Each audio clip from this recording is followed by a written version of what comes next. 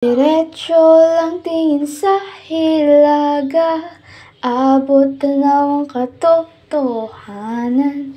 Timog, silangan at kanluran, TZFM ang patutunguhan.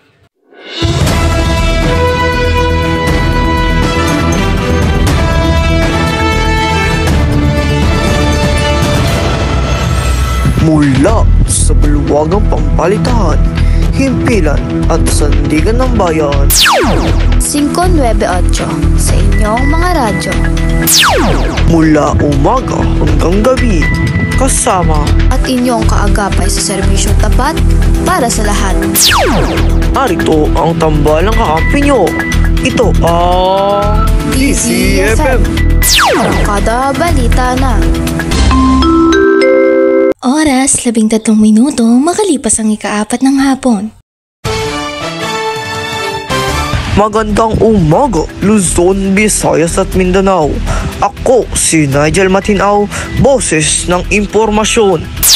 Magandang araw lungsod ng Pampanga.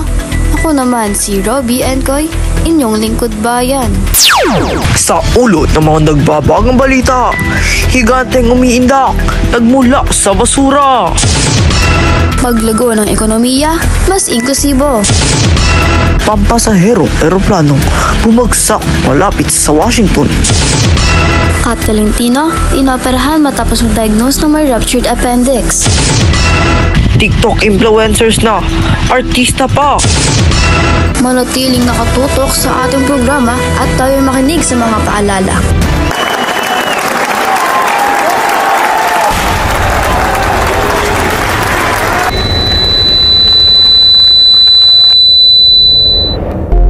Hindi ko talaga kaya. Daming tao. Paano kung husgahan nila ako? Paano kung kinakabahan ako? Ayoko na. Tama na. Atras na ako. Ano? Ganun-ganun na lang yon? Aatras ka na lang? Ano ka ba? Narito na oh! Andito ka na! Bes! Final step na!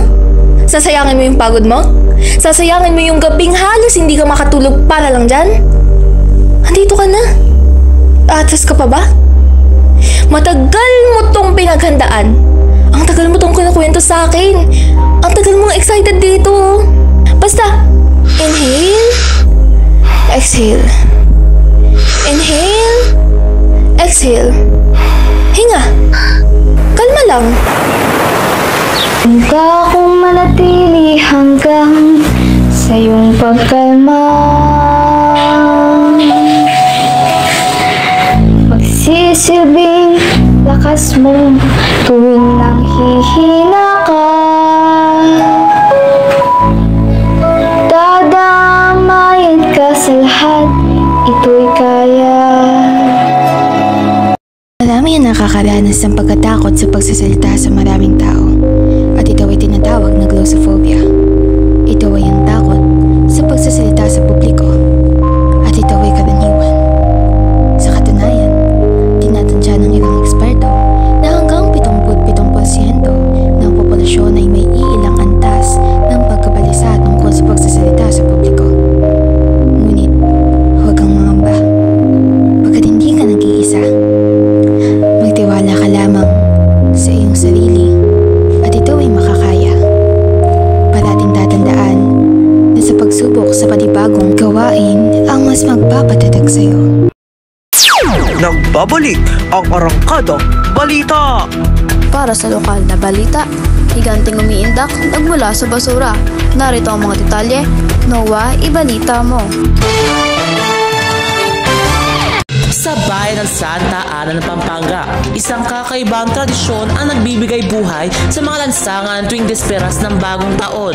Ang sayaw ng mga majiganga, hindi basta mga estatwa, ang mga pitong talampakan na manika na gawa sa matipid na materyales tulad ng bamboo sticks, PET bottles at paper mache ay may kakaibang kakayahan. Gumagalaw ang kanilang mga kamay.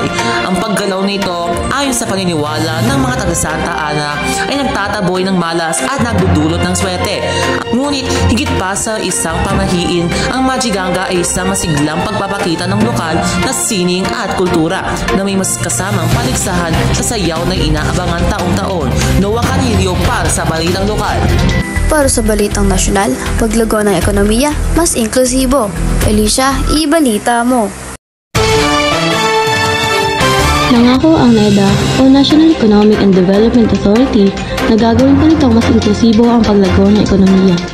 Ayon kay NEDA Secretary Arsenio Balisacan, hindi dapat maging kampante ang gobyerno sa kabila ng mga nakamit nito para sa ekonomiya noong 2024. Tuloy anyang isusulong ng NEDA ang social economic transformation habang makikipagtulungan din ito sa Kongreso para sa mga prioridad nito.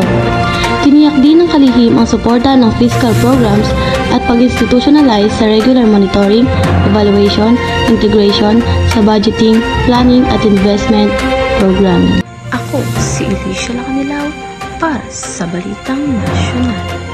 Para sa Balitang Internasyonal, pampasaherong eroplanong bumagsak malapit sa Washington. Para sa mga nakalap na detalye, Gemaline, ibalita mo. Isang pampasaherong eroplano na may lulan na humigit kumulang 60 katao, kabilang ang 4 na tripulante, ang bumagsak matapos bumangga sa isang military helicopter na lulan ng 3 sundalo malapit sa Washington. Samantala, isinasagawa ang malawakang search and rescue operation kasunod ng mga ulat na bumagsak ang pampasaherong eroplano sa Potomac River. Inaasahan ang mga update sa sitwasyon habang nagpapatuloy ang investigasyon ng mga otoridad.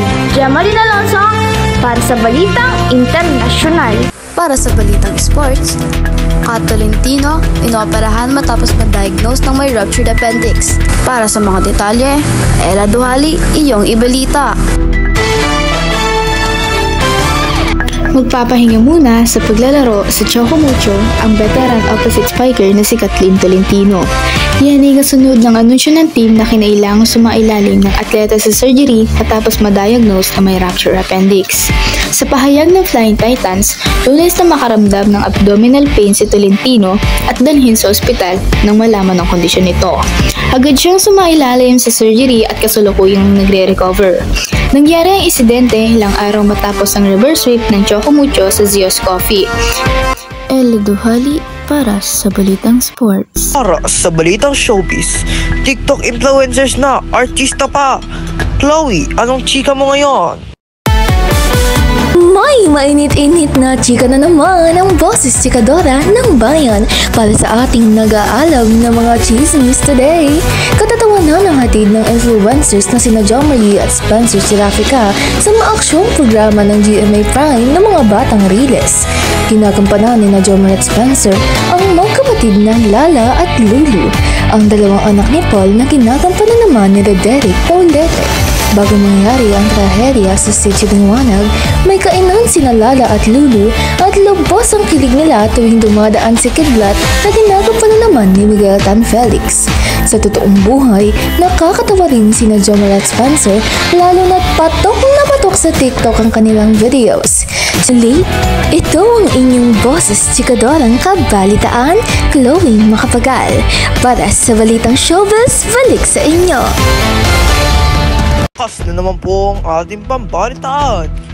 Huwag magsasawang makinig sa inyong himpilan ng katotohanan. Mga balitang magmumulat sa inyong mga mata. 598 sa inyong telehipitan ng mga radyo. Hanggang sa muli, mahal naming bayan. Arangkada Balita.